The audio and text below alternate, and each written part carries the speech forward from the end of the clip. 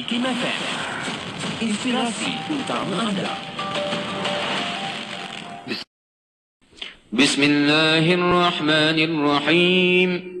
Qul ya ayyuhal kafirun, la a'budu ma ta'budun, wa la antum 'abiduna ma a'budu, wa la ana 'abidun ma 'abadtum, wa la antum 'abiduna ma a'budu, lakum dinukum waliya din.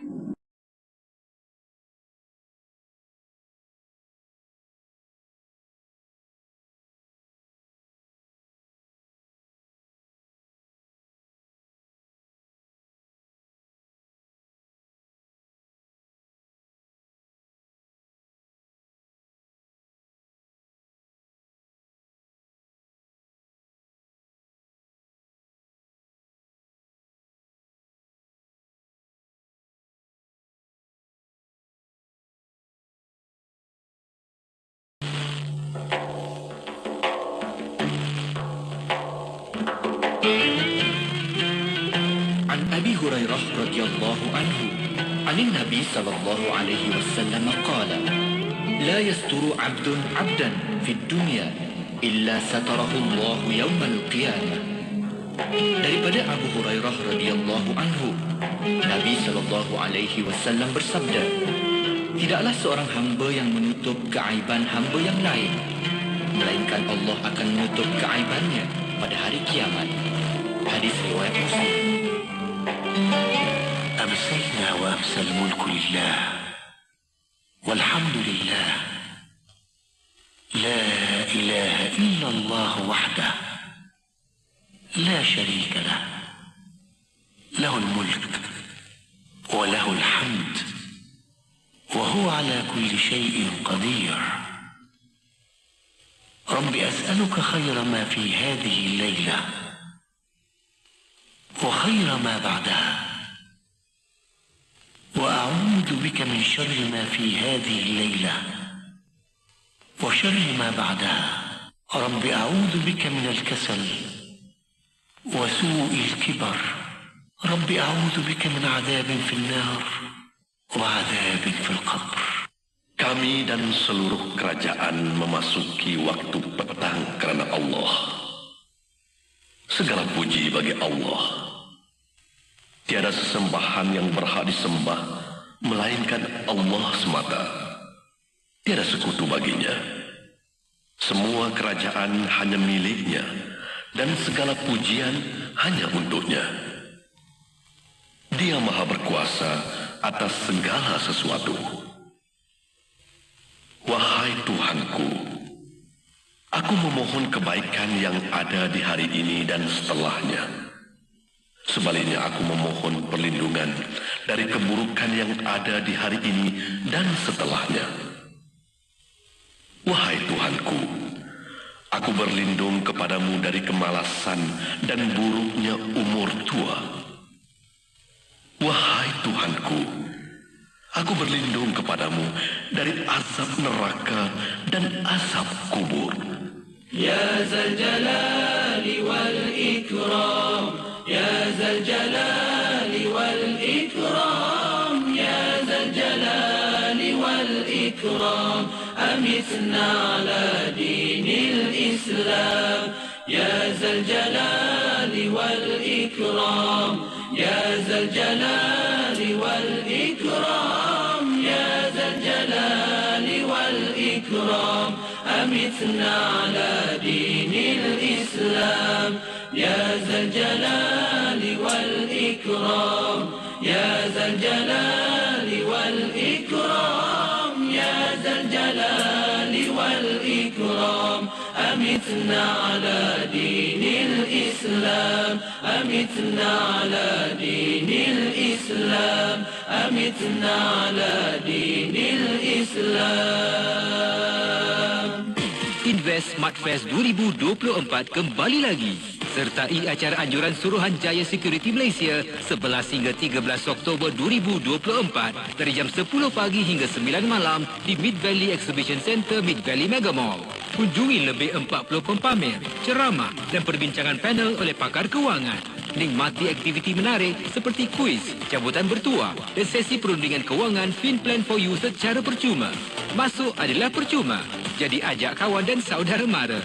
Maklumat lanjut, layari investmartsc.my. Jumpa anda di ISF 2024. Ingat, bijak labur, hidup makmur. Masih lagi dengan cara lama ataupun masih lagi dengan cara susah? Masa untuk berubah. Guna radio kan lebih laju. Satu Malaysia boleh dengar. Serahkan kepada kami untuk mempromosikan jenama anda. Dengan kuasa membeli lebih 1 juta pendengar IKIM FM, ianya terbukti melonjakkan jualan produk dan perkhidmatan anda. Info lanjut hubungi unit pemasaran IKIM FM 017-323-5413 atau 03-6204-6384 serta layari ikimfm.my.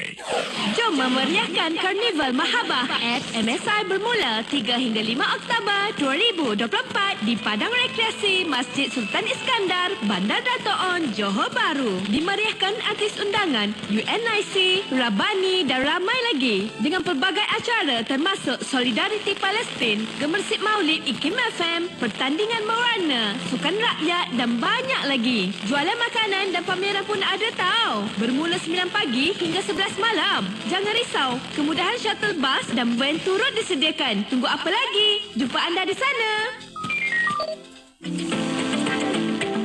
Tenangkan fikiran anda dengan kembara inspirasi bersama Mona Jasman.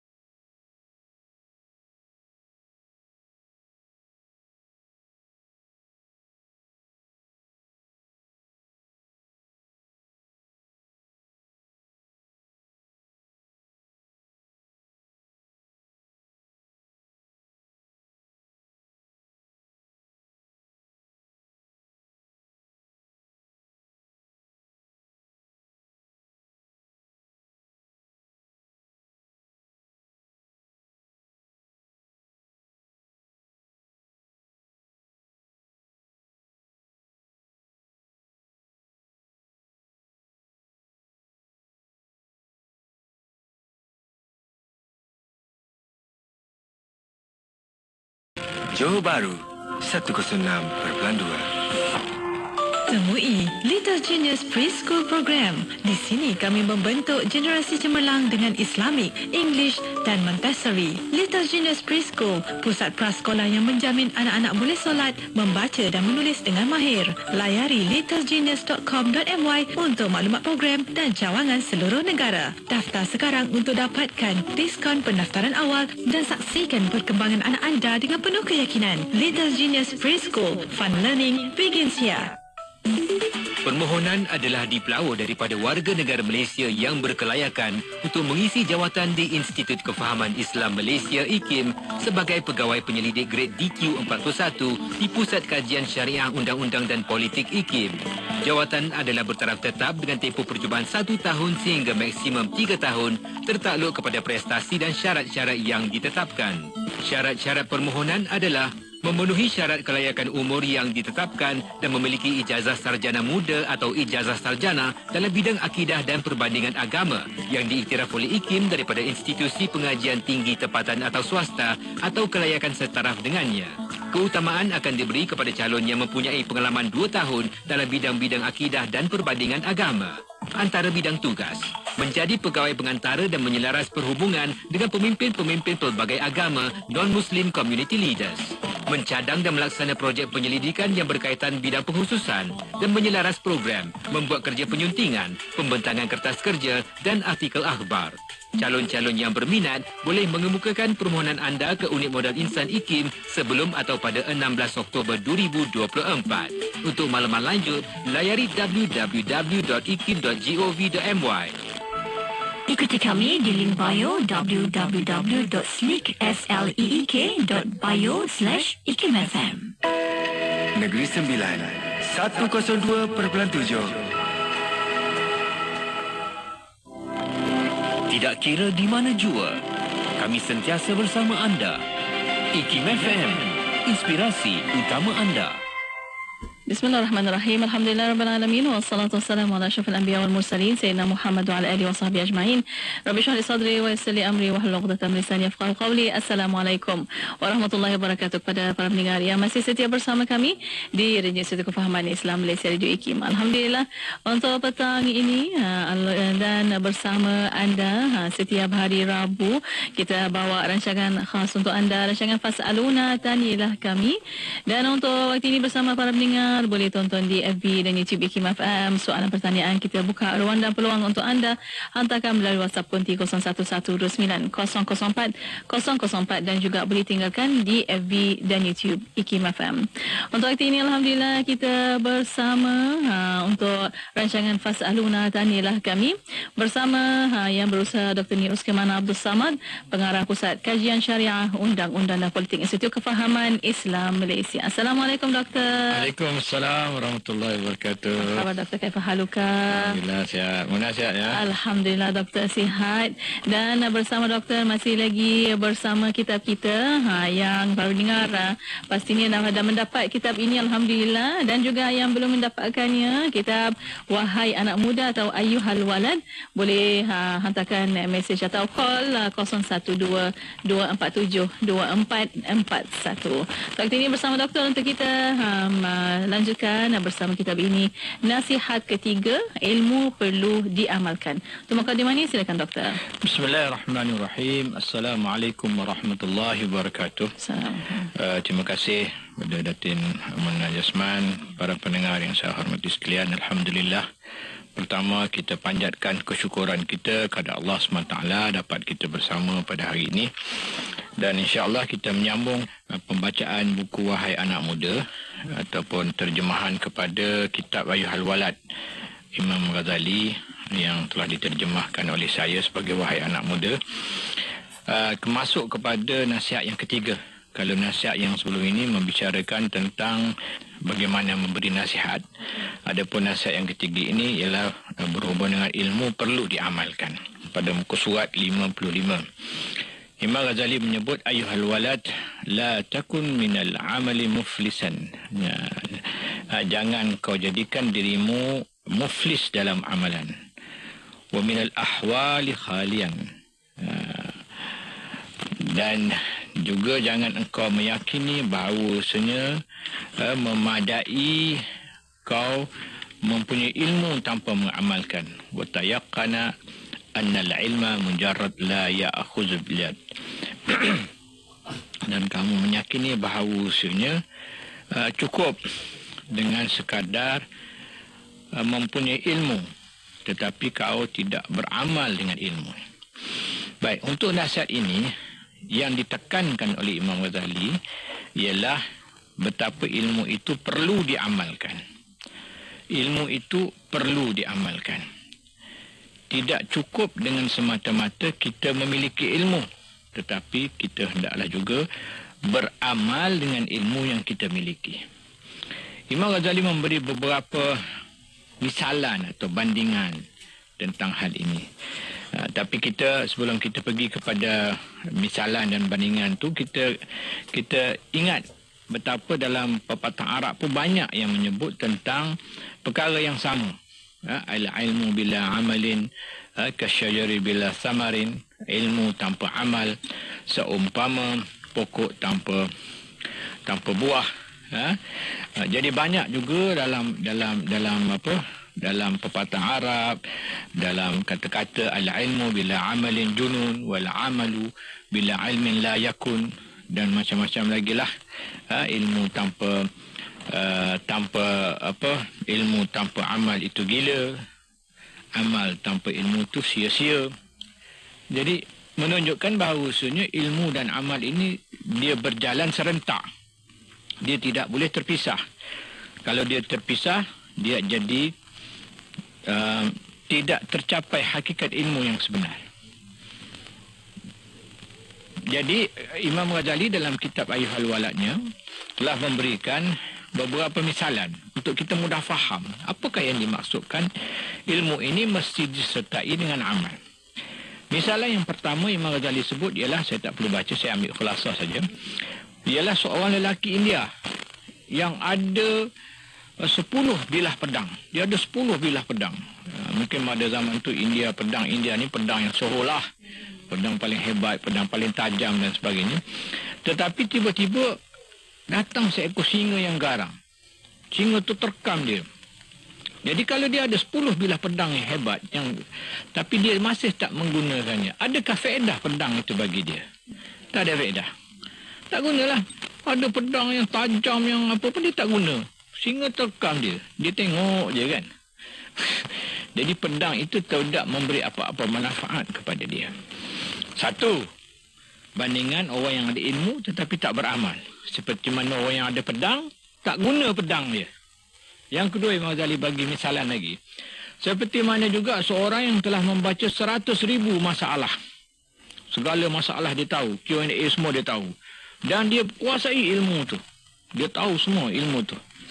Tak kira lah ilmu apa-apa, ilmu semayang ke, ilmu pasal puasa ke, tanya je hukum pasal semayang, dia tahu. Macam mana ni kalau makmum, kalau imam terkentut macam mana ni? Contoh kan. Macam mana nak buat ni?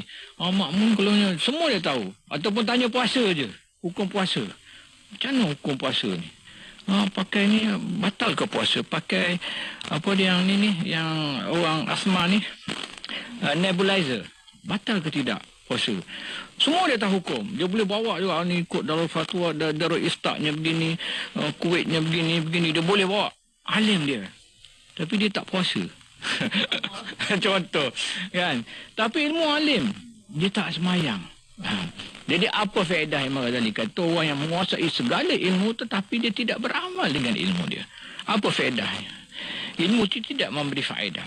Yang ketiga, Imam Ghazali bagi contoh lagi. Seperti mana seorang yang kena demam panas. Dia kena demam panas. Demam panas. Lalu dia diberi ubat. Sakanjabin dan Kashkab. Ini istilah ubat pada zaman dia lah. Dia orang Parsi kan, dia ada ubat. Jadi tradisional dia, yang campuran herba dan sebagainya. Dia bagi ubat tu. Tetapi dia tidak pun makan ubat tu. Dia tidak pun makan ubat tu. Adakah boleh menyembuhkan penyakit dia? Adakah boleh memberi kesan kepada dia kan? Sebagai ikhtiar dia. Dia pergi ada ubat, dapat ubat tapi dia tak makan ubat dia. Jadi begitulah kita sekarang ni. Misalnya kita pergi klinik, kadang-kadang ada orang dia suka pergi klinik. Kan demam sikit-sikit pergi hospital jumpa doktor, pergi klinik. Tapi kita buat balik ubat, biasanya anak-anak lah, tak makan ubat. Susah betul nak makan ubat. Tapi kalau dia demam nak pergi klinik nak. Suka dia pergi jumpa doktor. Kan doktor tu letak stetoskop tu letak kat badan dia, semua dia suka. Tapi ubat nak makan susah. Jadi macam mana nak sembuh? Kan kadang-kadang kita berperang dengan anak-anak yang susah makan ubat ni. Macam mana nak sembuh kalau tak makan ubat? Jadi itu antara misalan-misalan yang Imam Ghazali sebutkan betapa beramal dengan ilmu itu ada suatu yang penting yang tidak boleh kita pisahkan ilmu dan amal. InsyaAllah lepas ni kita sambung lagi perbincangan kita kepada perkara lain pula insyaAllah. Ya, insyaAllah. Alhamdulillah. Terima kasih banyak doktor. Dan untuk waktu ini kita berehat seketika. Kita akan kembali selepas ini. Untuk bersama para pendengar, hantarkan soalan anda melalui WhatsApp konti 0112900404 dan juga boleh tinggalkan di FB dan YouTube IKIM FM. Berehat seketika, kembali selepas ini. Untuk anda tu setia bersama kami hanya di Kembali Inspirasi IKIM FM, inspirasi utama anda. Negeri Sembilan 102.7. Di antara sunnah Rasulullah sallallahu alaihi wasallam yang paling dituntut ke atas seorang umat Islam adalah untuk dia memiliki hati yang bersih, hati yang tidak berdengki, hati yang tidak menyimpan dendam pada sesiapa pun. Hal ini dapat kita lihat di dalam sebuah hadis yang diriwayatkan daripada Sayyidina Anas bin Malik bahawa katanya Nabi SAW telah bersabda kepadaku, "Wahai anakku, sekiranya kamu mampu untuk berpagi-pagian dan berpetang-petangan tanpa menyimpan apa-apa perasaan tidak suka kepada seseorang, maka lakukanlah. Kerana itu adalah sunnahku. Barang siapa yang telah menghidupkan sunnahku, maka dia telah mencintaiku. Sesiapa yang mencintaiku, maka dia akan bersamaku dalam syurga." Dalam hadis ini kita dapat lihat Nabi SAW telah menggazetkan bahawa tidak menyimpan perasaan dendam, hasad dengki, tidak suka kepada seseorang, itu adalah sunnah Nabi SAW. Maka alangkah indahnya kehidupan seseorang yang apabila dia dapat tegakkan dan hidupkan sunnah ini, iaitu sunnah untuk tidak berhasad dengki, tidak menyimpan apa-apa perasaan yang tidak suka kepada seseorang.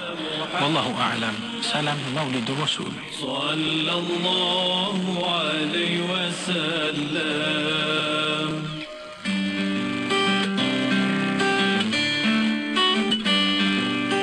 Sekarang lihat hati.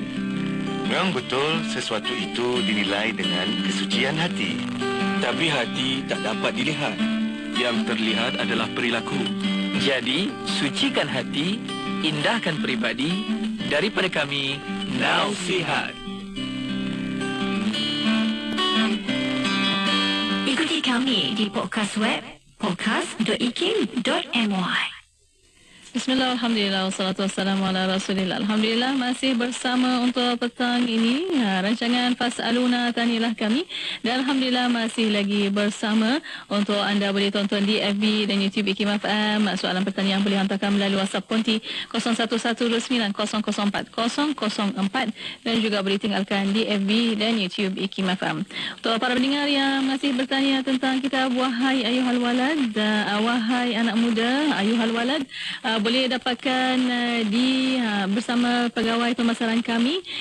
Boleh hantarkan WhatsApp sahaja 0122472441. Ada potongan harga sebanyak 20% untuk anda insya-Allah. Dan untuk waktu ini bersama doktor, kita masih lagi membicarakan tentang nasihat ketiga, ilmu perlu diamalkan. Bersama doktor, silakan doktor. Ya. Dan seterusnya Imam Ghazali membawakan beberapa hujah-hujah beliau. Jadi dia buat misalan, ilmu itu perlu diamalkan. Kemudian Imam Ghazali membawa hujah-hujah beliau. Salah satu yang dibawa ialah antaranya dari segi iman.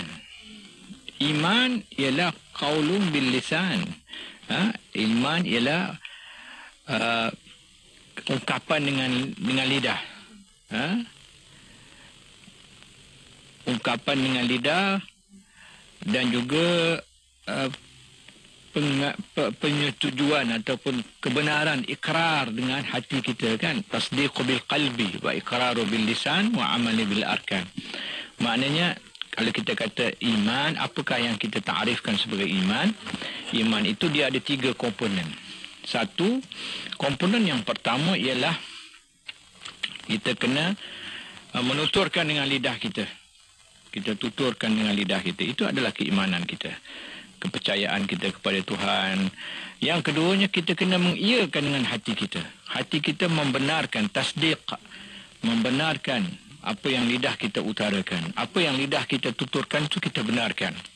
Yang ketiganya ialah wa'amalu bil arkan, ataupun kadang disebut wa'amalu bil jawarih, ataupun kita beramal dengan anggota kita. Jadi itu adalah 3 komponen dalam iman.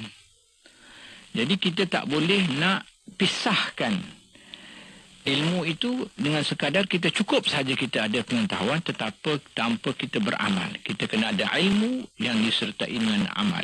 Sebab itu kita jumpa dalam ayat-ayat Quran, dalam hadis Nabi yang menyebut allazina amanu wa amilu. Kan kita jarang jumpa ayat yang menyebut wallazina amanu, sekadar orang yang beriman saja. Tapi mesti kita jumpa ayat-ayat yang menyebut wallazina amanu wa amilus solihat. Orang yang beriman dan beramal soleh. Orang yang beriman dan beramal soleh. Beriman dan beramal soleh. Maknanya iman dan amal itu dia bergerak serentak. Dia tidak boleh kita hanya beriman dan dikata kita hanya berilmu, mengetahui, tetapi kita tidak beramal dengan ilmu yang kita ketahui. Dia tidak sempurna. Kalau kita tahu sembahyang itu wajib, kita dah tahu, dah belajar, kita kena sembahyanglah. Kalau kita tahu puasa itu wajib, kita kena puasalah. Kalau kita tahu zina itu haram, kita tahu, kita dah memiliki ilmu dan kita memiliki keimanan dan keyakinan kita terhadap hal itu, maka kita kena beramal dengan apa yang kita yakini. Kalau tidak, kita jadi orang yang sekadar berilmu sahaja tetapi tidak beramal, maka orang yang begitu tidak sempurna keimanan dia. Keimanan dia tidak sempurna. Dia kena beramal dengan apa yang diketahui. Hari ini kita banyak sebenarnya benda-benda yang kita tahu tetapi kita tidak beramal dengan apa yang kita tahu. Itu yang masalahnya. Jadi sepatutnya kita cuba untuk beramal sebanyak mungkin yang kita tahu. Dalam hal-hal yang kita kata wajib, kita amal. Semua benda yang wajib kita kena cuba buat. Dalam hal yang haram kita tinggalkan. Dalam hal yang sunat kita cuba buatkan sebanyak mungkin sekadar mampu keupayaan kita. Dalam hal yang makruh kita tinggalkan. Kan banyak dalam kehidupan kita ini benda-benda yang makruh yang kita buat, yang sepatutnya kita boleh jauhkan. Jadi kalau sekadar kita mempelajari ilmu, walaupun Imam Ghazali kata kita belajar 100 tahun dan mengumpulkan beribu-ribu kitab, engkau masih belum bersedia memperoleh rahmat Allah, melainkan dengan beramal. Kena beramal. Lalu dibawakan ayat Al-Quran, wa inna laisa lil insan illa ma sa'a. Dalam buku surat 58 tu, wa inna laisa lil insan illa ma sa'a. Tidaklah yang memberi manfaat bagi manusia melainkan apa yang diusahakan oleh dirinya sendiri. Kalau dia usaha, dapatlah manfaat. Jadi kita kena jelas di situ bahawasanya ilmu semata-mata tidak mencukupi, tetapi ilmu yang mesti disusuli dengan amalan. Ilmu yang diikuti dengan amalan. Kalau tidak, kita akan menjadi sekadar orang yang berilmu tanpa beramal.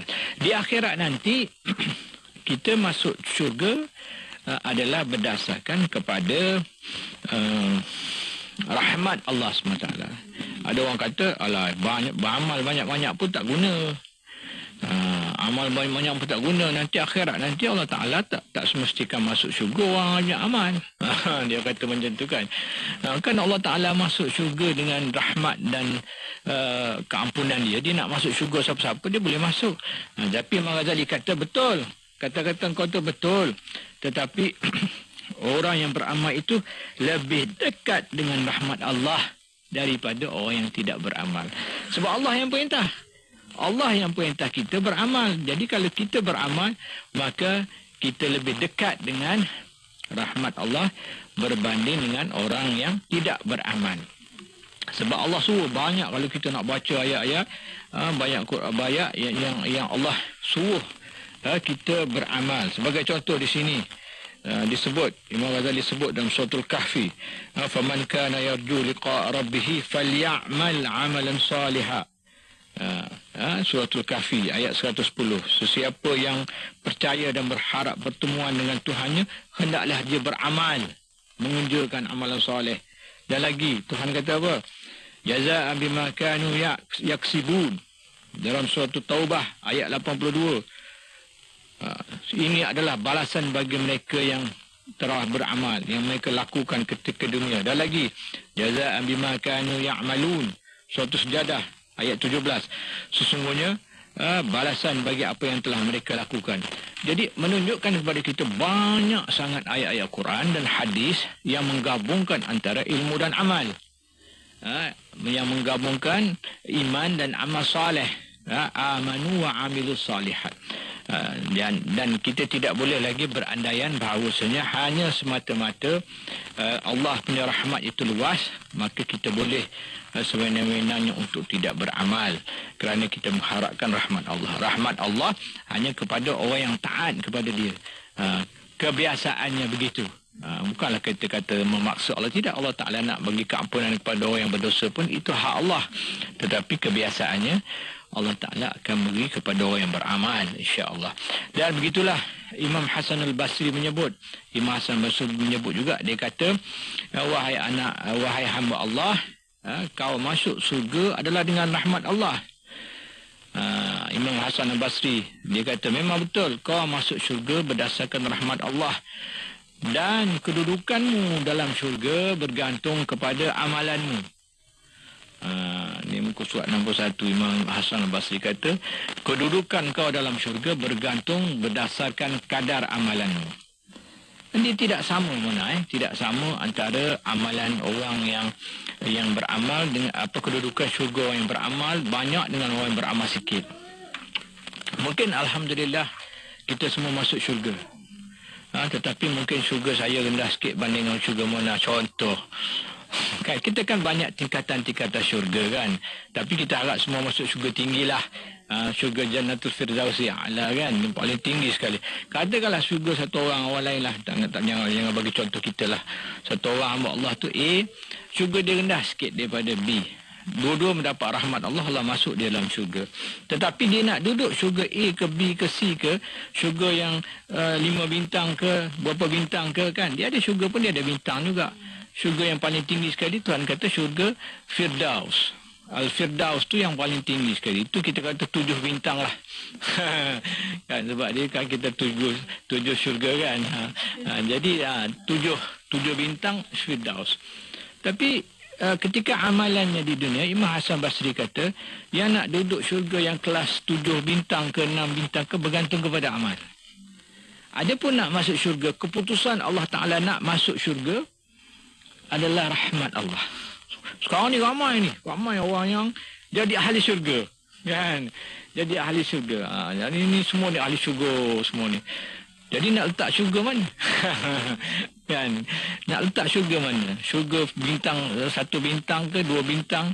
Jadi mengikut ijtihad Imam Hasan al-Basri, dia kata yang akan masuk syurga nanti berapa bintang ni bergantung kepada amalan dia di dunia.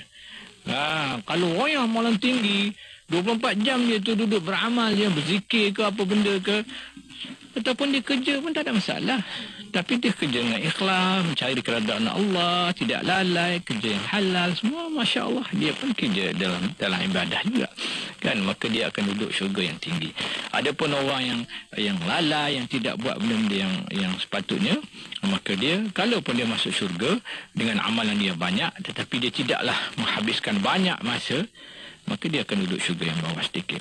Kita dalam Islam ni kita diajar tentang maqam manusia.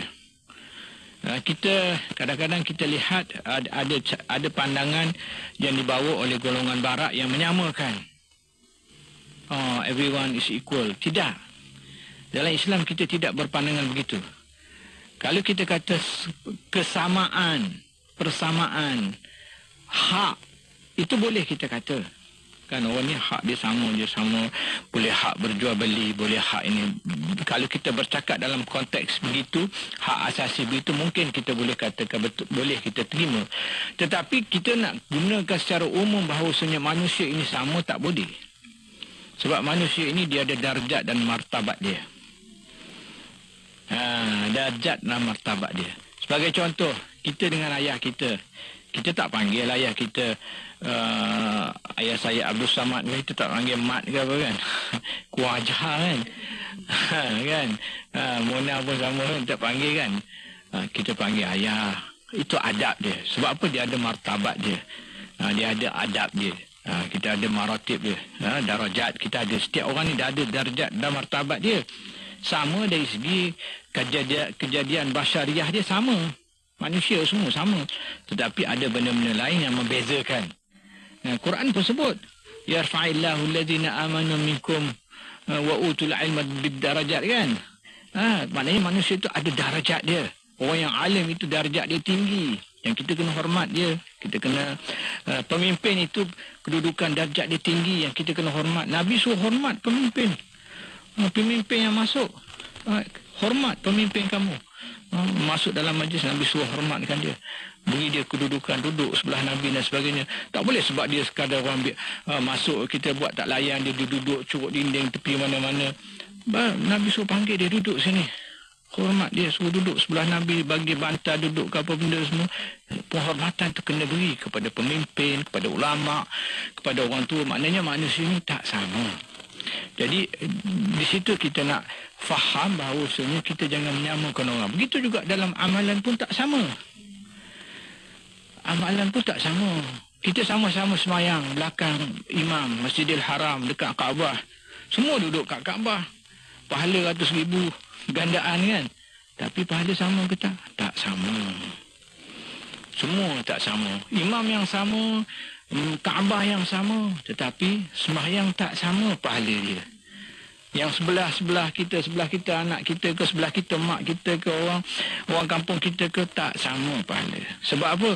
Sebab pahala itu tertakluk pula kepada khusyuk. Bergantung kepada khusyuk kita. Nabi kata, pahala kamu tergantung kepada khusyuk kamu. Ada orang yang dapat mungkin 1/9, 1/10, 2/10, 3/10. Hadis Nabi sebutkan, ma'aqla minhu.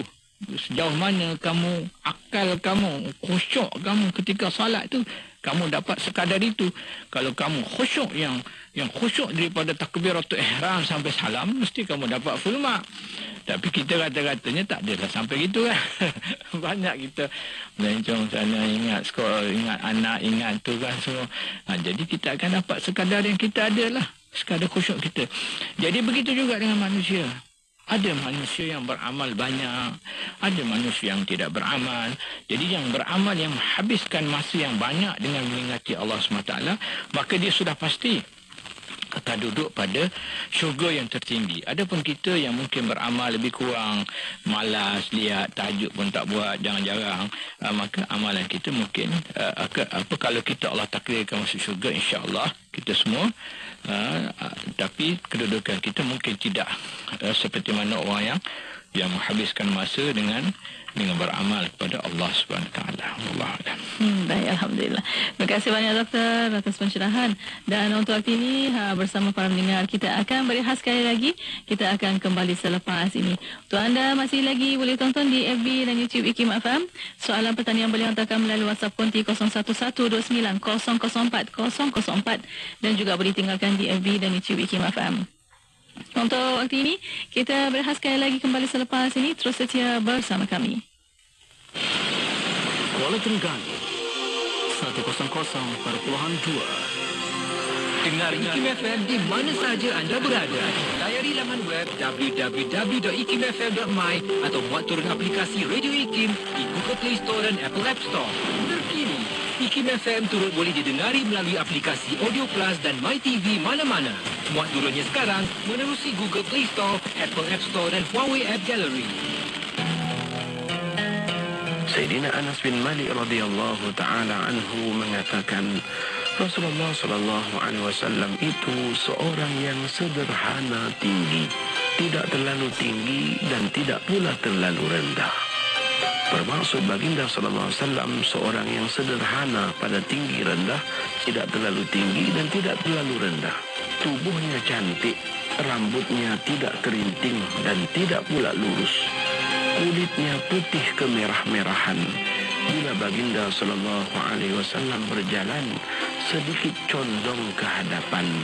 Dengan arti kata baginda sallallahu alaihi wasallam apabila berjalan nampak tubuhnya agak condong ke hadapan, sebagaimana dalam hadis yang lain yang diriwayatkan daripada Sayyidina Ali bin Abi Thalib yang menyebutkan seolah-olah baginda sedang menuruni tempat yang curam. Kota Baru 89.8. Terima kasih kepada anda yang terus setia bersama kami. Hanya di Kembali Inspirasi IKIM FM, inspirasi utama anda. Dan Alhamdulillah masih lagi bersama rancangan Fas'aluna, Tanilah Kami bersama untuk petang ini di FB dan YouTube IKIM FM. Soalan pertanyaan boleh hantarkan melalui WhatsApp konti 0112900404 dan juga boleh tinggalkan di FB dan YouTube IKIM FM. Alhamdulillah masih lagi bersama yang berusaha Dr. Nik Ruskiman Abdul Samad, Pengarah Pusat Kajian Syariah Undang-Undang dan Politik Institut Kefahaman Islam Malaysia, untuk kita membincangkan lagi tentang nasihat ketiga, ilmu perlu diamalkan.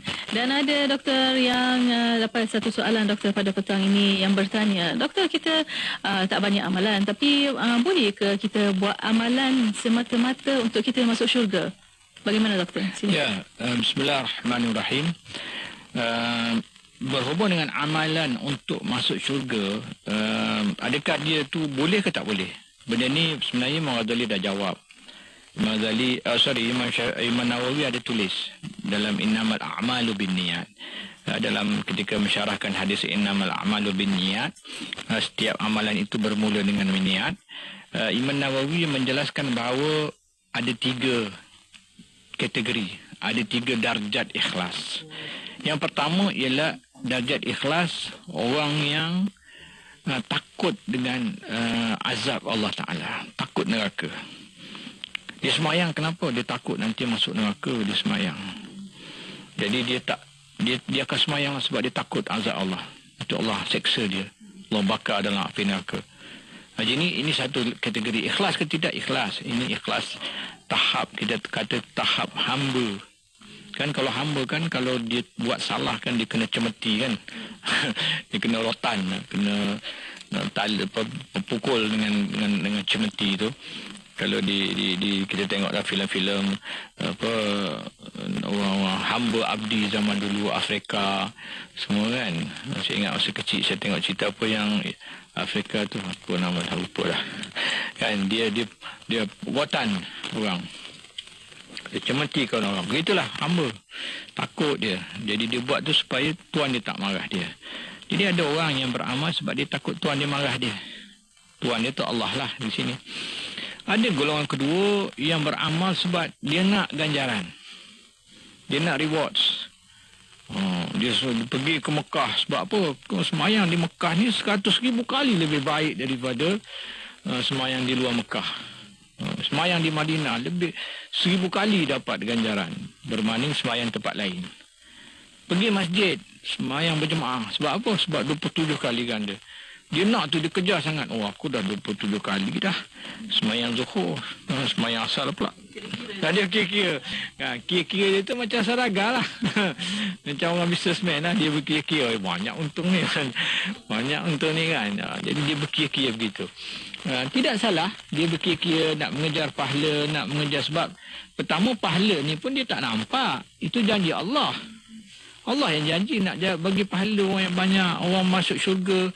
Dia tak nampak sampai sekarang pun dia tak nampak. Bukan benda yang kita kata kebendaan. Kan sebab tu kalau orang kata Allah janji dapat pahala tu, adakah rasuah? Itu bukan rasuah. Dia tidak termasuk rasuah, benda yang tak nampak. Kan buat baik ni, nanti kalau buat baik ni Allah bagi pahala. Adakah itu? Tidak. Dia sebab benda yang tidak nampak. Kan Allah Ta'ala bagi janji kebaikan, janji syurga, janji barakah hidup, janji itu semua adalah janji Allah nak beri pahala. Jadi kalau orang buat macam tu pun, masih Imam Nawawi kata adalah orang ikhlas. Tetapi dia level saraga lah. Level saraga. Level orang yang businessman. Jadi tadi orang level ikhlas, level abdi, hamba. Ini level saraga. Yang ketiga Imam Nawawi kata, ada satu orang ni dia beramal dengan Allah Ta'ala, dengan amalan dia, hanya mengharapkan redha Allah. Ini level yang paling tinggi lah. Kita kalau boleh dapat level ni, dahsyatlah. Jadi kalau kita dapat beramal, kita tak adalah kita kata Allah Ta'ala bagi syurga ke, Allah Ta'ala bagi jauhkan neraka ke, kita tak adalah itu sangat. Yang kita penting Allah Ta'ala redha kita. Tapi tak salah kalau kita nak syurga pun. Tapi ini yang paling tinggi sekali, mengharapkan keredaan Allah Subhanahu Wa Ta'ala. Dan kita sambung apa yang kita bicarakan tadi, yang berbalik dengan soalan Mona tu. Imam Ghazali sebut dalam kitab dia ni, dia kata ada seorang lelaki dari kalangan Bani Israel yang telah beribadah selama 70 tahun. Jadi Allah Ta'ala nak tunjuk kepada malaikat dia. Lalu dia hantar malaikat pergi jumpa lelaki tu, dan dia kata kepada lelaki tu, dia kata, kau tahu tak, walaupun sekian lama dia ibadah, 70 tahun dia duduk ibadah, Allah Ta'ala tak akan masukkan dia ke dalam syurga. Ini muka surat 61 kalau kepada yang ada buku. Allah Ta'ala tidak akan masukkan dia ke dalam syurga. Maka lelaki itu menjawab, kami diciptakan untuk beribadat, maka menjadi kewajipan kepada kami untuk beribadah kepadanya. Jadi ini orang yang ikhlas yang tadilah. Yang ketiga tadi kan, mencari keredaan Allah. Lalu apabila malaikat itu pulang kepada Allah SWT, maka malaikat kata, dah kau maha mengetahui ya Allah. Sebenarnya malaikat tak beritahu pun Allah tak tahu. Kan, tapi secara adab dia kan. Maka Allah kata kepada malaikat, apakah yang telah diperkatakan oleh hamba-Ku itu? Maka malaikat menjawab, wahai Tuanku, engkau yang maha mengetahui perkara yang diperkatakan oleh hamba-Mu. Maka Allah berfirman, hamba-Ku itu tidak berpaling daripada beribadat kepadaku, walaupun dia dikhabarkan tidak akan masuk syurga. Maka dengan segala kemurahanku, dia tidak akan berpaling daripadanya. Bersaksilah wahai para malaikat, maka sesungguhnya aku telah mengampuni dosanya. Jadi Allah Ta'ala ampun dosa orang yang beribadah, mencari keredaan Allah SWT. Baik, akhir sekali Imam Ghazali pesan kat sini, dia bawa kata-kata yang kita selalu dengar, hasibu anfusakum qabla an tuhasabu wazinu a'malakum qabla an tuzanu alaikum.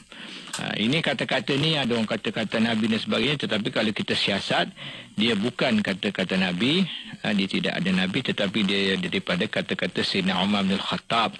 Sayyidina Umar bin Khattab yang mula-mula sekali kita kata, yang memperkenalkan istilah yang inilah yang kita katakan hari ini sebagai muhasabah. Hasibu anfusakum, hisablah diri kamu, hitunglah diri kamu. Jadi Sayyidina Umar mengajak manusia supaya kita sentiasa menghitung diri kita. Kita hitung diri kita, macam kita nak masuk periksa mana kita nak masuk exam, esok ada exam, kita kiralah diri kita, lulus ke tak lulus aku ni. Kan? Lulus ke tak lulus ni esok ni. Kita hitunglah. Tak studinya, tak apa semua kan. Rasa payah nak lulus ni. Kita tahu. Kita sendiri yang tahu. Orang tak tahu. Kan? Kita tahu. Kita boleh lulus ke tak boleh lulus. Jadi ada orang dia kata, lantak lulus tak lulus. Lepas tu dia masuk exam, dia pun fail. Tak apa kat dunia Mona. Fail exam boleh repeat. Boleh ambil lagi exam. Tak ada masalah. Exam dunia fail ambil lagi. Tahun-tahun boleh repeat. Boleh repeat, boleh ulang. Tapi di akhirat tak ada macam tu. Tak ada chance. Tak ada chance. Tu Imam apa Sayyidina Umar pesan tu. Hitung dirimu. Kau ni masuk kat mana ni? Kalau Tuhan timbang amalan baik dan amalan buruk, kau masuk syurga ke pergi mana? Kat situ kalau dah pergi ke syurga, alhamdulillah. Tapi kalau pergi ke neraka, na'udzubillah.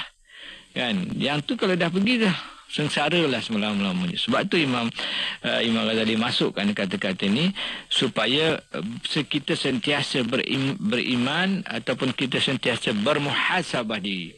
Inilah pendekatan orang mukmin. Orang mukmin ni dia sentiasa bermuhasabah diri. Dia memperbanyakkan muhasabah diri dia. Dan akhir sekali dia membawa juga di sini pada muka surat 63 tu tentang kata-kata Sayyidina Ali. Sayyidina Ali kata sesiapa yang menyangka tanpa amal, tanpa usaha bersungguh-sungguh akan mencapai mentelamaknya, maka dia orang yang berangan-angan kosong. Ada orang dia tak semayang, tak puasa, insya-Allah Allah Taala tu kan pemurah, Allah Taala tu kan penyayang. Takkan dia nak masuk aku neraka. Kan? Dia semayang tak, puasa tak, berzina apa semua, habis minum arak semua. Allah Ar-Rahim. Saya pernah dengar orang jumpa, ada orang kata dia jumpa pak arak kat kota Bangkok ke mana dengan botol arak kat sana. Ar-Rahman, Allah Ar-Rahman, Allah Ar-Rahim, mabuk-mabuk jalan. Jadi bukan begitu. Lebih mudah. Lebih mudah kan. Bukannya kita dengan kita buat maksiat dan kita berangan kosong. Sayyidina Ali kata mutamannin, orang yang berangan-angan, angan-angan, orang Melayu kata apa? Angan-angan mak jeneng. Kan dia berangan-angan. Dia berangan-angan. Kita tak boleh berangan-angan. Itu satu ekstrim. Ekstrimnya ialah dia tak beramal dengan amalan soleh, dia buat maksiat tetapi dia berangan-angan. Ada satu lagi jenis ialah orang yang dia rasa dengan dia beramal itu dia pasti masuk syurga. Yang ni tak beramal langsung tapi dia yakin dia masuk syurga. Ada satu puak lagi, dia beramal banyak, rajin tahajud, baca Quran, khatam Quran sekali sehari, 2-3 kali sehari. Dia confident sangat dia masuk syurga. Ini juga tak betul. Ini Imam Sayyidina Ali kata ini orang yang mustaghnin. Mustaghnin ni maknanya orang rasa dia dah cukup, dia dah kaya dah. Dia rasa dia dah boleh survive, boleh berdikari sendiri dah. Tetapi tak boleh. Orang yang kuat beramal sekalipun dia tak akan dapat masuk syurga melainkan dengan rahmat Allah SWT.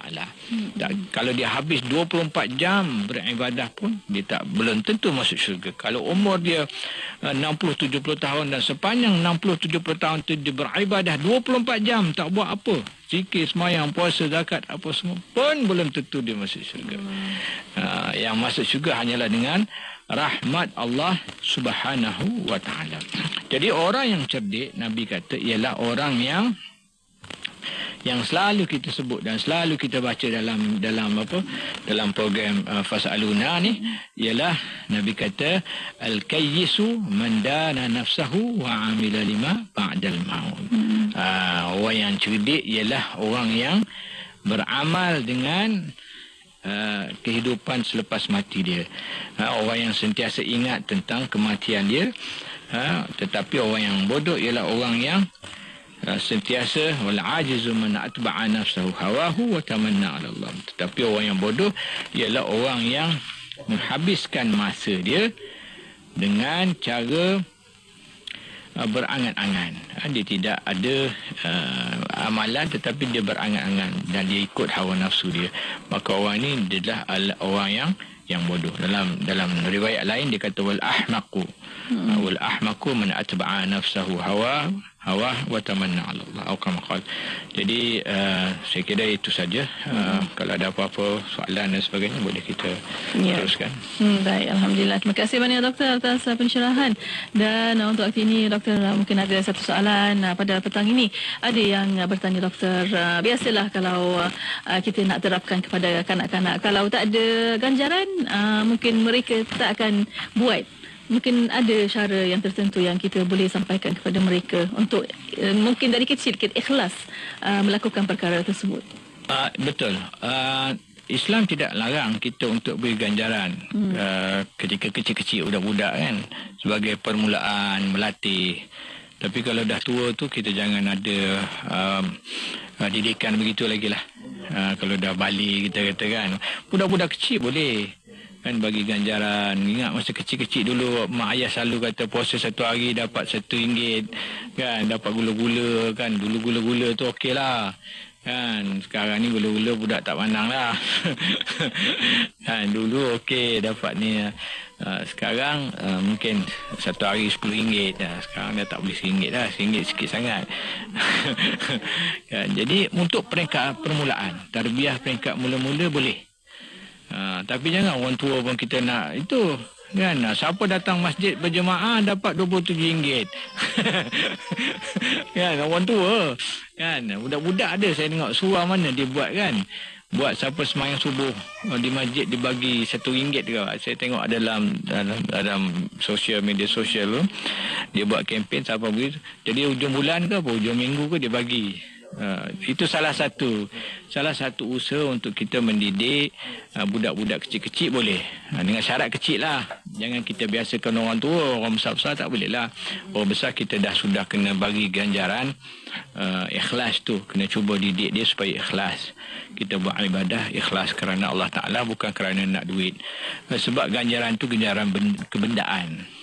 Kita kalau kita nak ubah, boleh ubah kepada ganjaran syurga boleh. Kan kalau kita nak sudi ikhlas redha Allah tu mungkin susah sikit.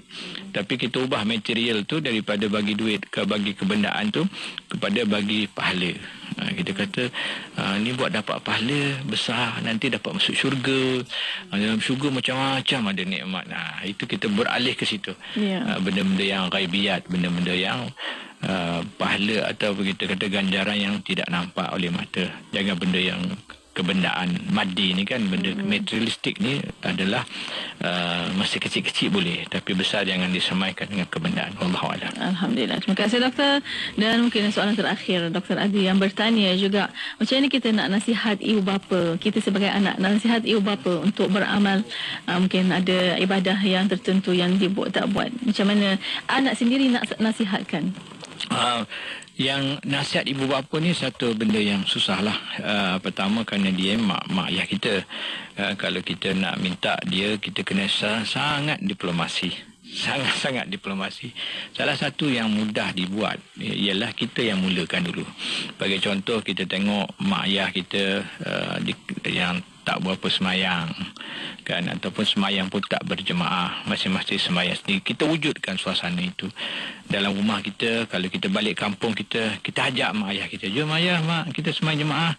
Dia orang akan ikut. Tapi kalau dia orang duduk rumah dua orang, dia orang mungkin tak semayang berjemaah dan sebagainya kan. Adik-adik kita pun mungkin tak ikut. Jadi kita sebagai anak yang tahu tentang kebesaran beramal, berjemaah, solat berjemaah ini, maka kita ajak keluarga kita, mari kita semayang berjemaah. Mari kita tunjukkan. Macam dalam keluarga ada puasa-puasa amalan, puasa sunat 10 Muharram dan sebagainya kan. Jadi kita beramal dengan kita yang tunjukkan. Kita berpakat dengan keluarga kita. Berpakat dengan tu, ajak mak ayah sekali, ajak adik-beradik sekali yang tu antara perkara yang mudah dibuat lah. Kadang-kadang adik-beradik kita pun tak semayang. Kan sekarang kita jumpa yang tak berapa semayang. Kalau dia sendiri-sendiri dia tak semayang. Tapi kita kalau kita dah duduk kat situ dalam rumah tu ke dalam kawasan tu ke, dan dia orang yang adik kita misalnya ataupun ayah kita pun tak ada masalah, dan masuk waktu kita ajak dia, jom kita semayang jemaah. Kita tahu dia ni memang usahakan semayang jemaah, semayang pun tak. Kan? Tapi kalau kita ajak, dia akan jadi serba salah nak menolak. Jadi qudwah lah untuk mereka. Qudwah untuk dia kan. Kalau kita suruh dia tak semayang. Dah semayang tak? Pergi semayang. Dia tak semayang. Mungkin tak semayang kan. Saya kadang tengok juga orang kadang, pergi semayang, pergi. Dia sendiri tak semayang. Dan jadi ayah suruh anak ke suruh siapa-siapa pun macam tu tak. Tapi kalau kita tarik dia, jom kita semayang sama-sama, jom kita semayang jemaah. Yang ambil buka sejadah tu, jom kita semayang ramai-ramai. Dia orang kalau kita buat macam itu, insya-Allah. Insya-Allah. Insya-Allah dia orang akan ikut kita dan dia orang akan bersama. Dia kena qudwah hasanah ni kenalah. Man sanna sunnatan hasanah kan, falahu ajr. Insya-Allah. Jadi Allah berikan jarak, wallahu alam. Alhamdulillah. Terima kasih doktor atas pencerahan dan dia kena kita insya-Allah akan jumpa lagi doktor, banyak lagi yang kita nak kupaskan dalam kitab Wahai Anak Muda ini dan insya-Allah kita akan jumpa lagi doktor. Assalamualaikum. Waalaikumsalam warahmatullahi wabarakatuh. Alhamdulillah. Dan untuk para pendengar, terima kasih kepada anda dan untuk anda terus setia bersama kami hanya di Kembali Inspirasi KIM FM, inspirasi utama anda.